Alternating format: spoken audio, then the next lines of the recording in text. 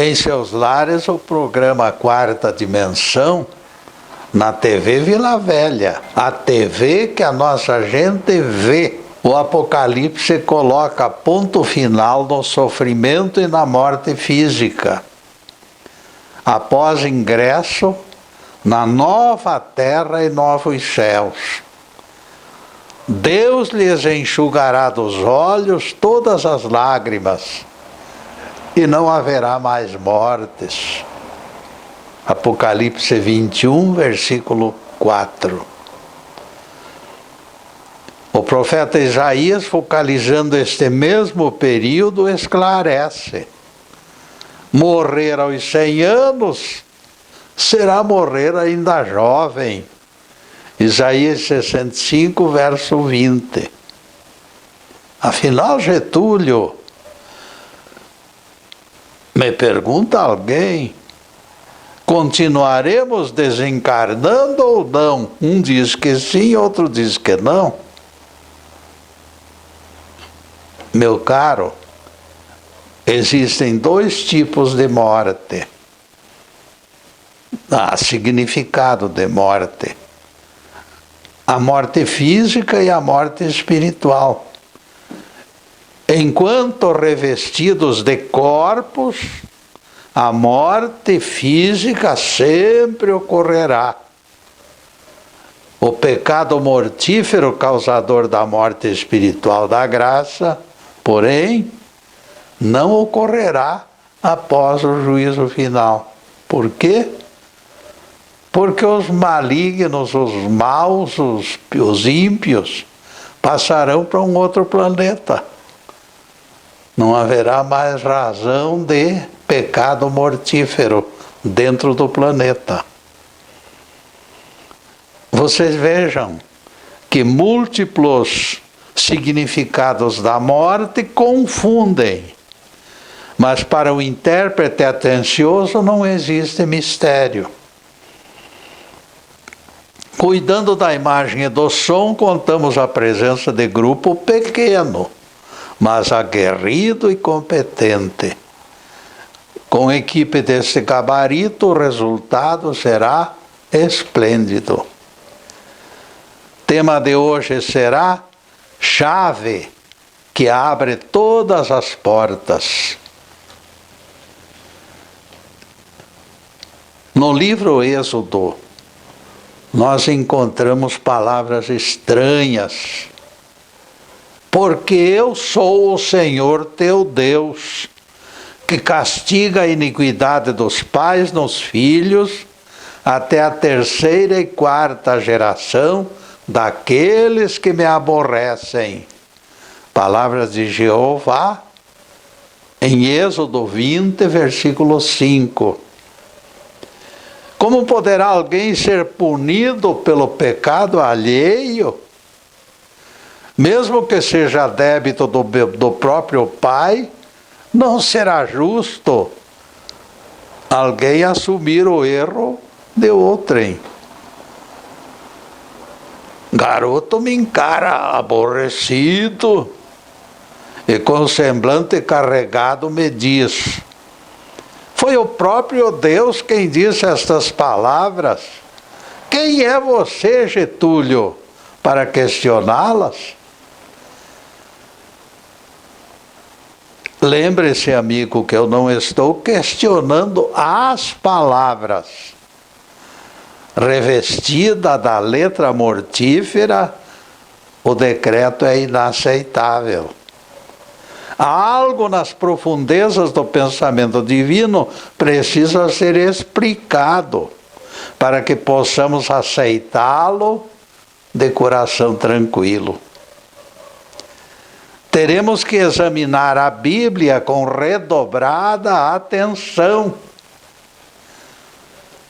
No livro de Ezequiel, por exemplo, encontramos algo que aparentemente contradiz a análise superficial de Êxodo.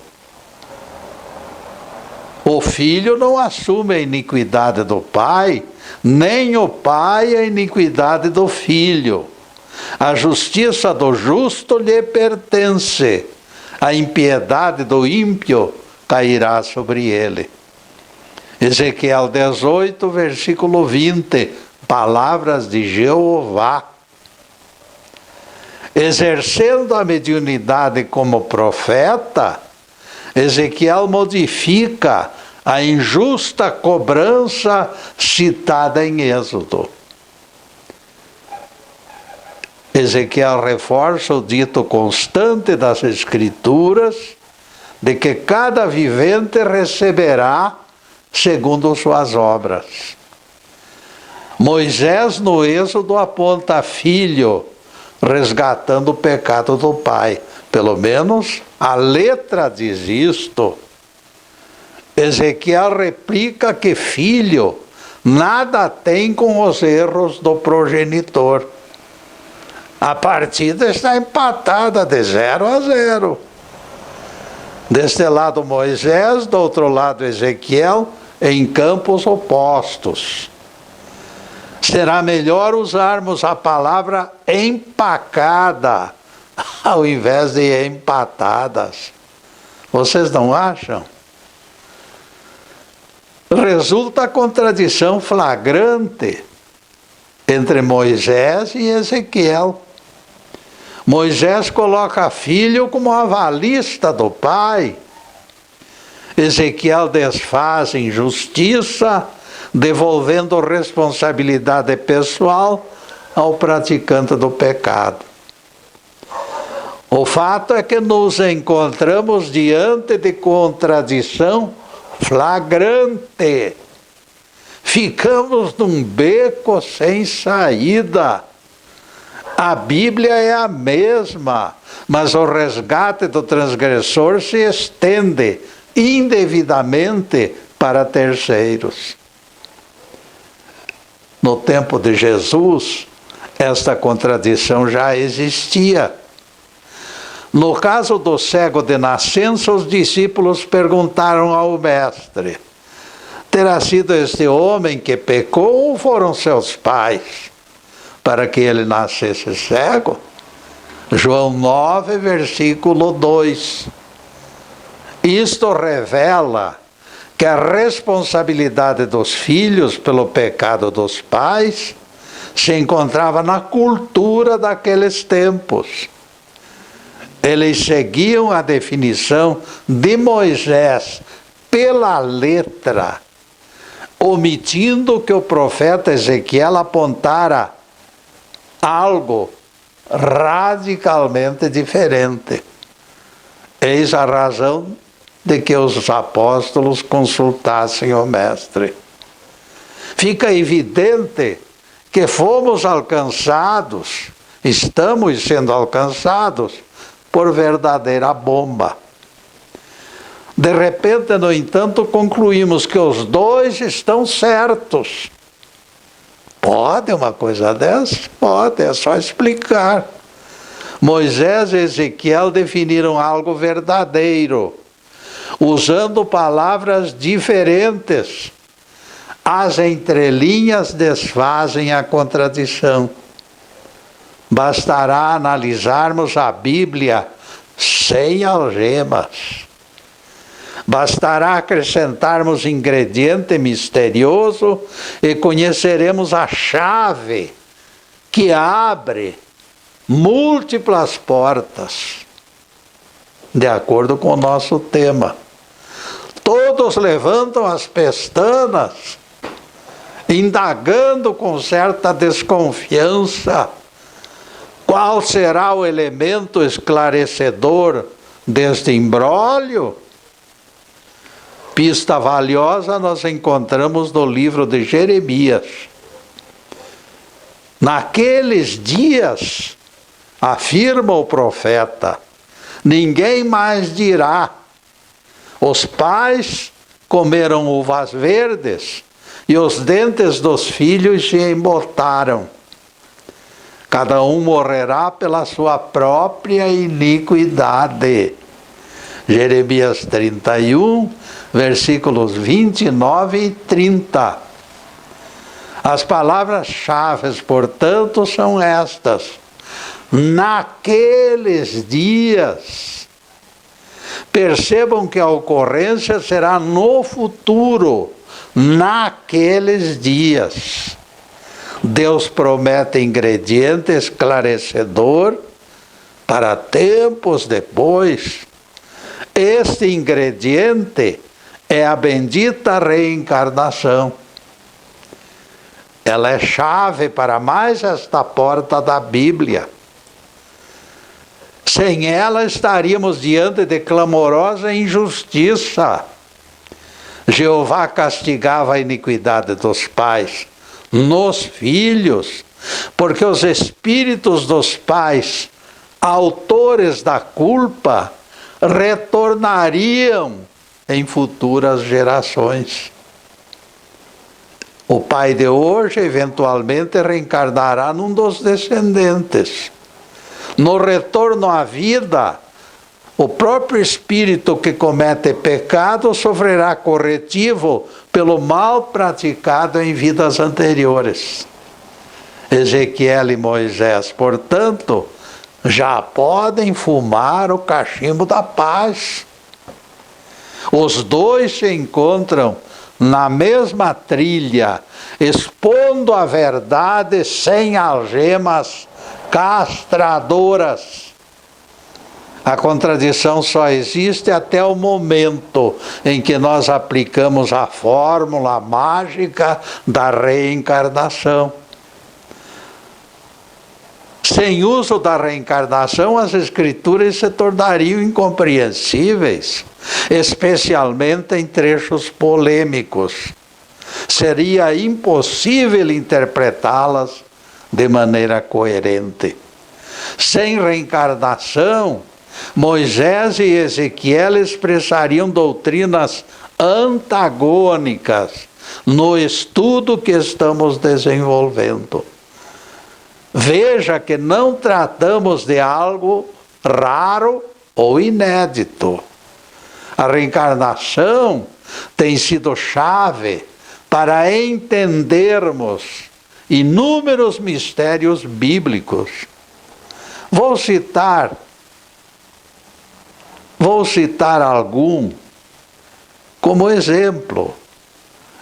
Em verdade vos digo, não passará esta geração sem que todas estas coisas aconteçam. Palavras de Jesus em Mateus 24, versículo 34. Este comentário profético não pode ser explicado fora da reencarnação. Como poderia o fim do ciclo ter acontecido ainda na geração de Jesus, quando já nos encontramos no século 21, sem que ela ocorresse?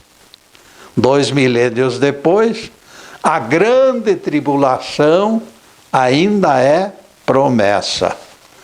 Aqui nós vamos fazer a primeira interrupção do programa para os comerciais do canal. Mas é um instantinho só, daqui a pouco estaremos de volta. Obrigado.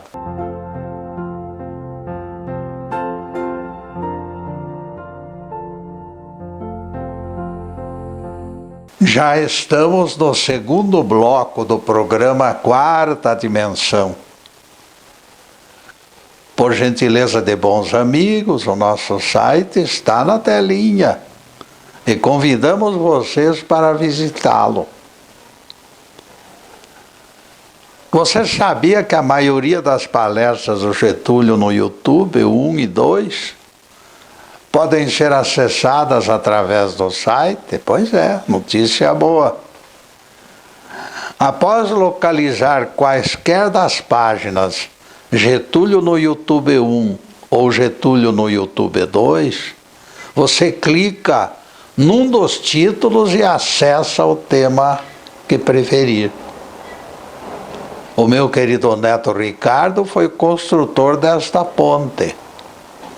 Para alguém com estrutura modesta, composta de solidário, mas pequenino grupo, que ajuda, eu fico feliz com a audiência. Ninguém imagina o tamanho do meu agradecimento aos divulgadores anônimos deste programa. Nesta altura pedimos atenção. Este canal é transmitido ao vivo pelo facebook.com/TV Vila Velha. No que me concerne, agradeço a audiência. Quarta Dimensão é gravado nos estúdios Fernando Martins e as palestras ficam disponíveis no Facebook Live TV Ponta Grossa. Parabéns ao Fernando e ao Zube, e continuaremos nosso tema, chave que abre todas as portas. Desprovidas da reencarnação, palavras do Mestre soariam falsas. Afinal, quantas gerações passaram depois de Jesus e ainda não ocorreu o julgamento, o juízo final? Agora, com reencarnação, tudo se esclarece. A geração de Jesus continua reencarnando e testemunhando. É o que Jesus disse, todos estão aí. Hoje bisavô, mais tarde bisneto, ou neto, ou filho. Rodar incessante não para. Famílias e pessoas vão apenas mudando traços fisionômicos, vêm com outro rosto. Muitos que pediram crucificação de Jesus naquele tempo, continuam neste tempo aprendendo. Antigas multidões ainda estão presas na corrente do pecado. A sequência de renascimentos tem sido inexorável. Ninguém imagine que os chamados mortos estão dormindo na sepultura esperando o julgamento, como alguns dizem por aí. Isto foi conversa de doente mental, marido de 1000 mulheres, adorador de ídolos, chamado Salomão. Vocês sabem o que este pobre desequilibrado escreveu? Eu repetirei para comparação com a lição maravilhosa que nos é oferecida pelo nosso Cristo. Os mortos não sabem coisa alguma, e para eles não haverá recompensa. Sua memória ficou entregue ao esquecimento. Eclesiastes 9, verso 5. No final da vida, vejam só, este infeliz ficou de tal maneira atormentado que expressou desejo pessoal de aniquilamento completo. E teólogos distraídos aceitaram tais delírios como roteiro do desencarne. Aqueles que se escandalizam das minhas referências sobre Salomão, atentem para a sua avaliação pela própria Bíblia. Ele teve 700 mulheres e 300 concubinas, diz a Bíblia. E as mulheres lhes perverteram o coração. 1 Reis 11, verso 3. Ele ficou na história nomeado com esta palavra. Se as mulheres lhe perverteram o coração, a palavra pervertido lhe cabe perfeitamente. Se Jesus fala na morte completamente diferente dele, vocês acham que eu deveria aceitá-lo como guia? Tanto Jesus quanto Salomão se encontram no texto bíblico, tudo bem. Desprezar a lição de Jesus e ficar com Salomão, porém, se nos afigura a insanidade. O desejo daquele velho obsedado pelos seus próprios desvarios era desaparecer sem deixar vestígios, e para sempre. Ele queria uma morte que matasse mesmo. Por isso ele inventou morte castradora como solução desesperada. Ele ansiava pelo sono, mas o sono sem volta. Ele desejava desaparecer na cegueira, na surdez e no silêncio. Ele sonhava com sepulcros por fora dourados, mal cheirosos e lúgubres por dentro. Comparar esta figura destroçada com Jesus é sacrilégio. Agora passemos ao que afirmou o Mestre sobre o desligamento do cordão de prata que liberta os nossos espíritos do corpo pesado. Respondendo aos saduceus, Jesus disse: não lestes as palavras escritas por Moisés no episódio da sarça ardente? Eu sou o Deus de Abraão, de Isaque e de Jacó. Ora, Deus não é Deus de mortos, mas de vivos. Andais completamente errados. Foi o remate de Jesus. Marcos 12, versículos 26 e 27.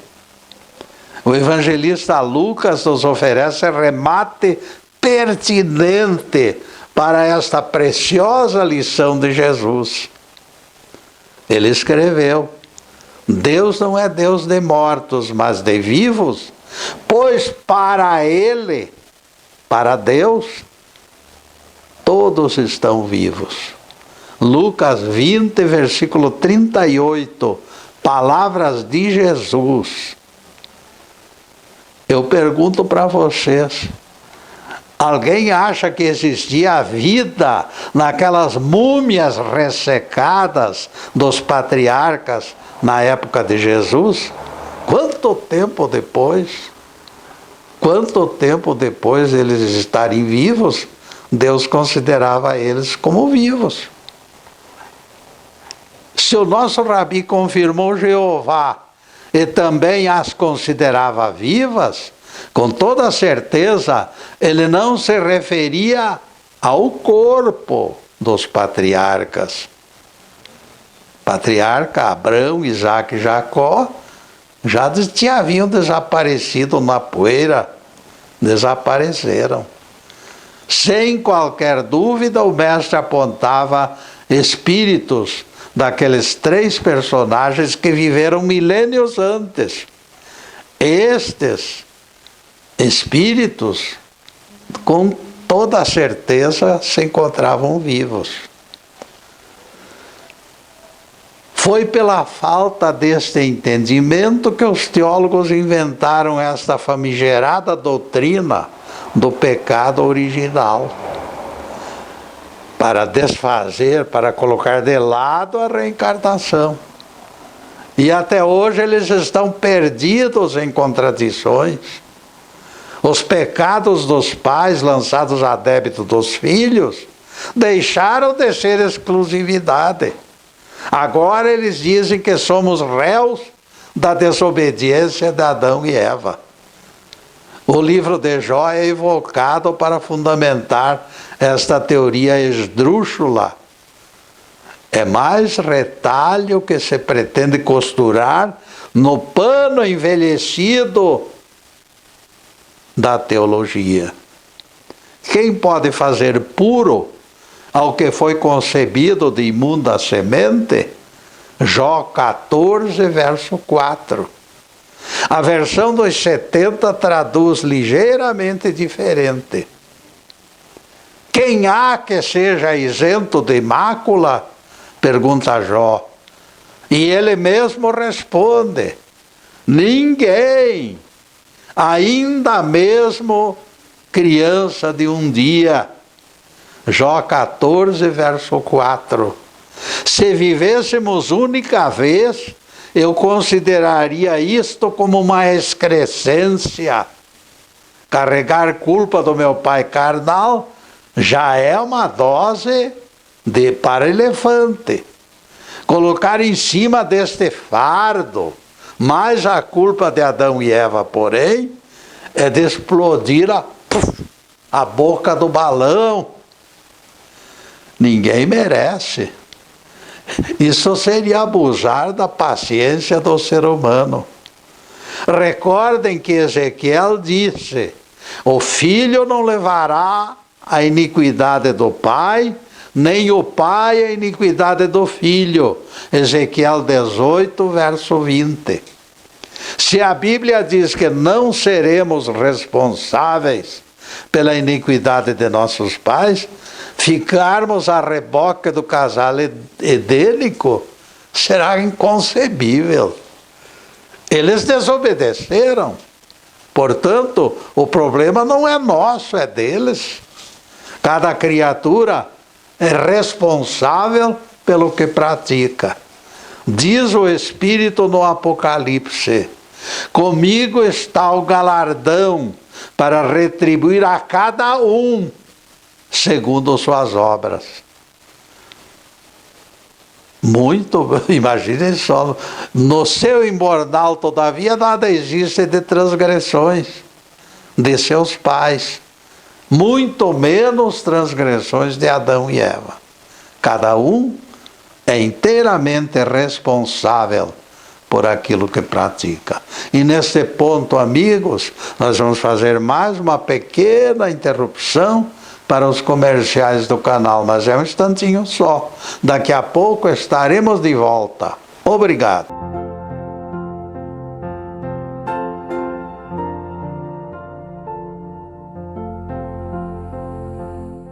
No retorno para o terceiro bloco, o Crispim dos Anjos me abordou. Getúlio, você faz tudo para esconder o inferno, mas a Bíblia sempre o desmente. Carreguei comigo o texto falando do inferno, Getúlio.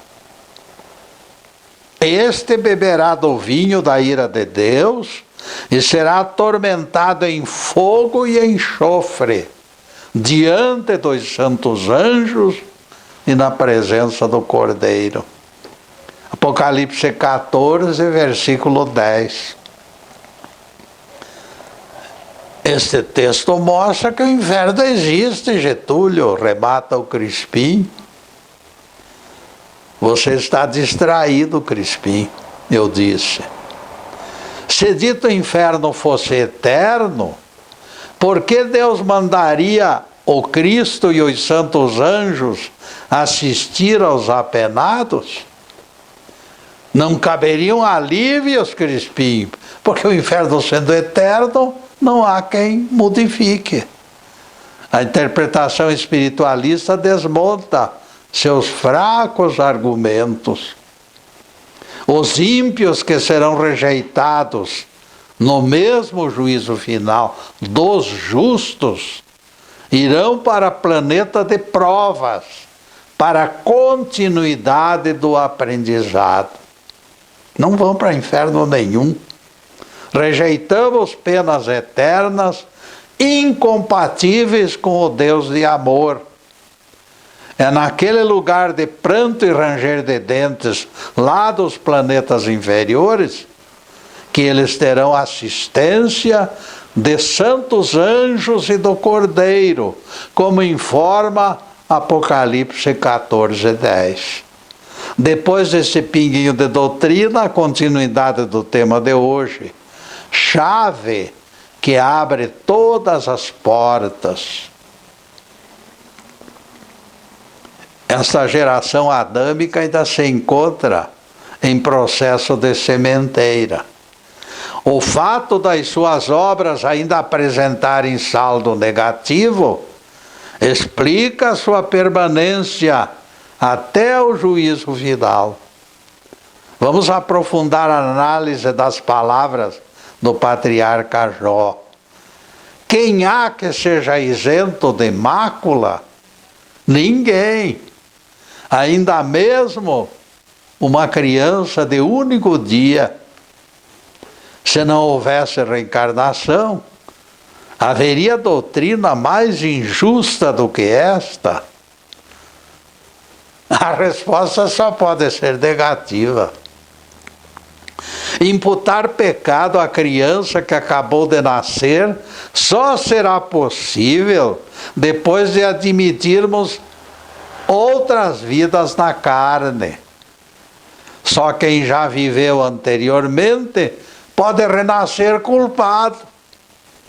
A reencarnação nos permite entender que criança de único dia poderá ter pecados de outras vidas. Aquela criança faz parte da geração culpada, que continuará no planeta até o julgamento do grande dia. Percebam que parte dos chamados mistérios da Bíblia se esclarecem todos eles pela reencarnação. Ela é chave para múltiplas portas. Esquecendo esta teoria esdrúxula do pecado original e aceitando múltiplas vidas na carne, nós confirmamos justiça e misericórdia divinas. Com reencarnação nós voltamos a crer num Deus justo e misericordioso, porque Ele renova oportunidades, dá tempo ao tempo. Perdoai 70 vezes 7, ensinou Jesus, para criaturas frágeis como nós. Como pode o Deus de Jesus agir de forma diferente? Lançar no inferno ou destruir a consciência por todos os séculos e milênios? Isso será compatível com o amor de Deus? Lembremos que o mestre chamava Deus de Pai. Pai só pode querer o melhor para seus filhos. Qual de vocês dará pedra ao filho que pede pão? Ou se eles pedirem peixe, lhes dará escorpião? Mateus 7, versículos 9 e 10. Não existe a menor lógica que justifique sadismo em Deus quando decreta eternidade de penas ou coisas do gênero.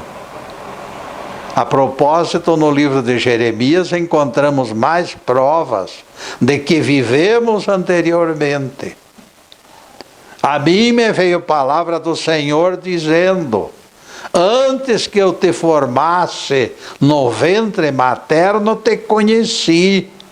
E antes que saísses de tua madre, te consagrei e te constituí profeta. Jeremias 1, versículos 4 e 5. O corpo de Jeremias fora modelado por Deus no momento da concepção. O espírito de Jeremias, porém, já vivenciara outras experiências. Percebam que Deus afirma: antes que te formasse no ventre materno, te conheci. Independente do corpo de Jeremias, Deus conhecera o mesmo espírito, parceiro de outro corpo. Fica claro, algo aconteceu antes da concepção. Esta vivência anterior forneceu medida de seu caráter e ele foi nomeado profeta antes de realizar qualquer obra naquela vida. As obras na vida anterior de Jeremias agradaram a Deus. Adotando chave mágica da reencarnação, as portas se abrem. Se a vida fosse única, Deus não teria condições para avaliar a têmpera de Jeremias antes do plantio e colheita daquela semente. Se ele já oferecera provas de caráter, isto demonstra a vida anterior. Essas palavras, antes do ventre te conheci, portanto, seriam inadmissíveis se a vida fosse única. Admitindo outras vidas, o texto se torna coerente. Jeremias vivera em outros corpos e Deus o avaliara. Jeremias fora consagrado profeta porque mostrara a capacidade. Criança, no dia do nascimento, pode ser mais velha que o seu bisavô. Criança de um dia pode ter experiências de milênios. Criança pode carregar sementes revolucionárias e abalar o mundo. Deus acompanha a trajetória das suas criaturas. Ele sabe até que ponto pode confiar em cada um de nós, porque já testou pontos fracos e fortes pela enésima vez. Nesta altura, alguém poderá dizer que Jeremias foi santificado. Deus o teria libertado do pecado original. Por favor, amigos, não vamos tornar a emenda pior do que o soneto. Dentre os atributos de Deus, o espírito de justiça é dos maiores. Não vamos denegrir a divindade, principalmente neste aspecto tão importante do seu relacionamento conosco. Lembremos as palavras do apóstolo Paulo, porque Deus não faz acepção de pessoas. Colossenses 3, versículo 25.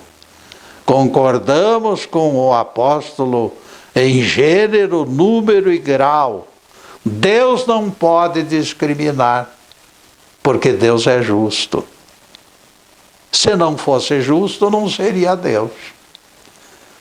Imaginem corrida entre diversos atletas. Minutos antes da largada, o diretor da corrida apareceria emitindo ordens. Você correrá carregando um saco de batata nas costas. Fulano, tire o tênis e calça o tamanco, vai correr de tamanco. Beltrano, você terá que amarrar bola de ferro no joelho. É claro que os prejudicados protestariam. Para favorecer alguns, o regulamento fora modificado. Esta competição seria injusta. Injusto seria Deus se usasse 2 pesos e 2 medidas. As exigências precisam ser iguais para todos os seres. Deus não pode proteger alguns em detrimento de outros. Quando nossos espíritos foram criados, éramos papel em branco. Ninguém maior, ninguém menor. Todos igualmente filhos. Ao longo de múltiplas vidas, os atos praticados vão desenhando histórias neste papel branco. E neste ponto, caríssimos, nós vamos fazer mais uma pequena interrupção no programa para os comerciais do canal, mas é um instantinho só. Daqui a pouco estaremos de volta. Obrigado.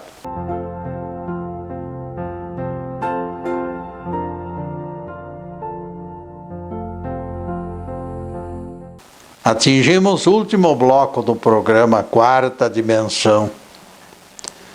O relógio hoje está correndo adoidado. E não esqueçam, às tardes de sextas-feiras, a partir das 15h30, quando divulgamos Evangelho e Bíblia na TV Vila Velha. Para a próxima semana estaremos trabalhando noutro assunto, extraído das Escrituras. Em seguida, os últimos questionamentos sobre o tema de hoje, chave que abre todas as portas. Quando abusamos do livre-arbítrio e atravessamos o sinal vermelho, borrão escuro aparece naquele papel que nós falamos há pouco. Anjos ou demônios, a escolha é nossa. Todos são livres para escolher os caminhos de ascensão ou de queda. Não existem privilégios no reino de Deus.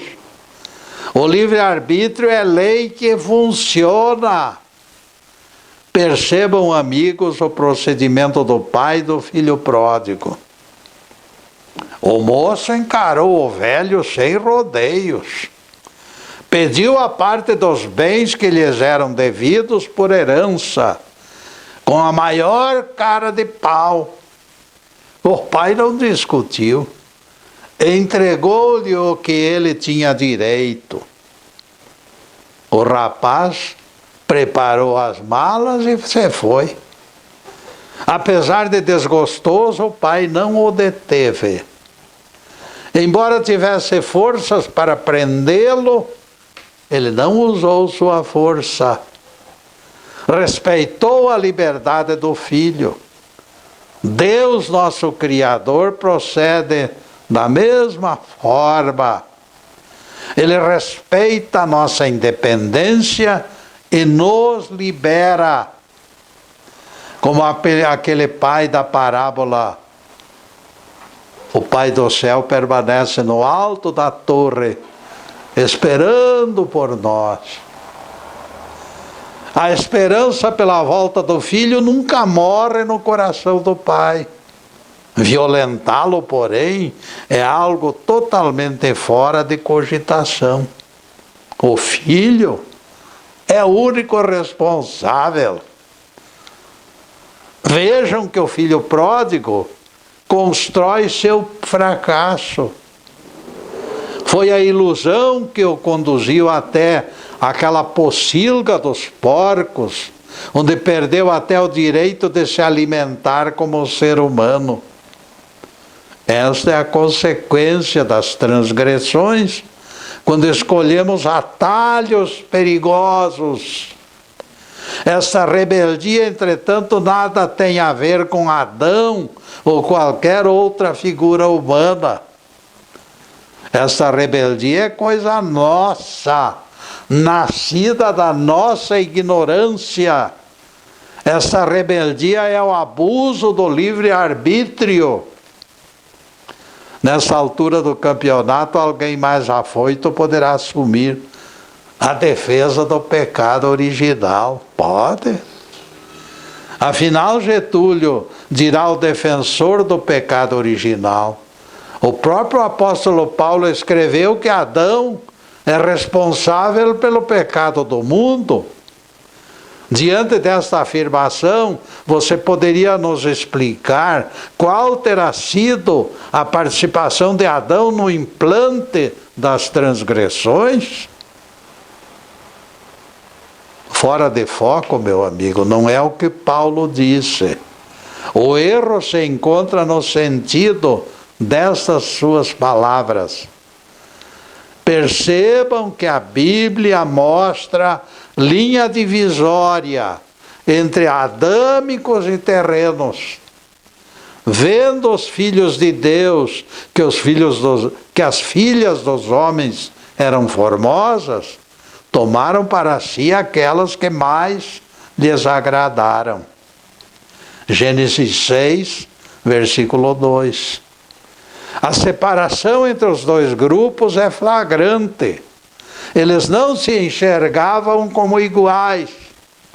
Os identificados pela sua origem cósmica chegaram do céu. Outros revelavam características humanas, eram os descendentes do homem criado no sexto dia. Usando o termo bem popular, diríamos, a origem deles estava na cara. A inteligência e malícia dos recém-chegados de Éden os identificavam. Eles eram farinhas de outro saco. Eles eram farinha de outro saco, amigos. Eles chegaram de planeta bem mais adiantado que a Terra. Casando com mulheres terrenas, a corrupção tinha que se espalhar como se espalhou. Eles contaminaram os descendentes do homem do sexto dia. Aquele povo pacato e sem malícia caiu na lábia dos adâmicos. Os terrenos não pecavam, porque eram excessivamente inocentes. Foi assim que o pecado surgiu na terra. O apóstolo Paulo acertou, portanto, todos se corromperam imitando os adâmicos. Por que aconteceu isto? A resposta é fácil. O espírito nasce inocente das mãos de Deus. Se corrompe posteriormente quando os apetites são despertados. Por último, como aconteceu com o filho pródigo, todos retornam ao seio do Pai, depois do malogro de todos os seus projetos. Quando a raça adâmica semeou malícia entre terráqueos, o planeta se transformou. Capitaneado por Adão, o signo do egoísmo criou raízes. Interpretando a Bíblia desta forma, terminam as divergências entre Moisés, Ezequiel e Jeremias. Confirmamos a responsabilidade pessoal do pecador. Pulverizamos o pecado original e negamos que Deus seja injusto. Usando linguagem simbólica, diremos que o mato já estava crescido e seco. Adão chegou e pôs fogo no mato. Os primitivos habitantes da terra, naquele momento, deixaram a infância e se tornaram adolescentes. É natural que o conceito de transgressão tenha se modificado. Adão despertou ambição dos terráqueos. A raça adâmica simplesmente abriu comportas de águas represadas. No meio do caminho da evolução, o pecado é inevitável, amigos. É aquilo que Jesus disse: conhecereis a verdade e a verdade vos libertará. O conhecimento libertador é fruto de inúmeras reencarnações. Enquanto ignorantes, somos escravos e continuaremos escravos. As dificuldades entre nós e os teólogos é a visão do universo. Nós não laboramos religião fechada em estreitos limites. Nossa doutrina é centrada no todo, é centrada no universo. Acreditamos na pluralidade dos planetas habitados. Esse processo de crescimento desenhado por nós, de ciclo em ciclo, de planeta em planeta, não é conveniente para crentes em vida única.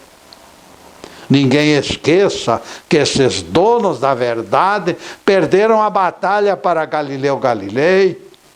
A verdade deles, que a Terra era centro, foi destronada.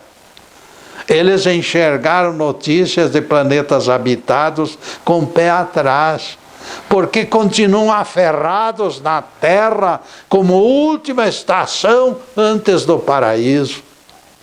Como se todas as maravilhas do mundo servissem apenas para a contemplação dos terráqueos. Palavras de Jesus precisam ser lembradas. Não sairás dali enquanto não pagares o derradeiro centavo. Louvado seja Deus. Que o Senhor nos abençoe e nos guarde. Que o Senhor faça resplandecer a sua luz sobre nós e sobre nossa consciência. Que Jesus possa verdadeiramente habitar dentro de nós. Esta é a nossa súplica para Deus e para Jesus neste momento caríssimo.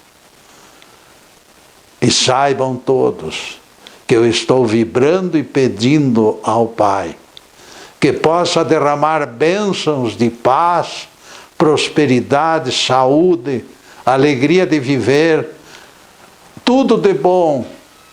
Mas acima de tudo, meus caros, eu estou vibrando e pedindo para que haja amor no coração de todos e que o Pai Celestial nos livre de todos os males, a nós e aos nossos familiares. Muito obrigado, meus amigos, e boa tarde.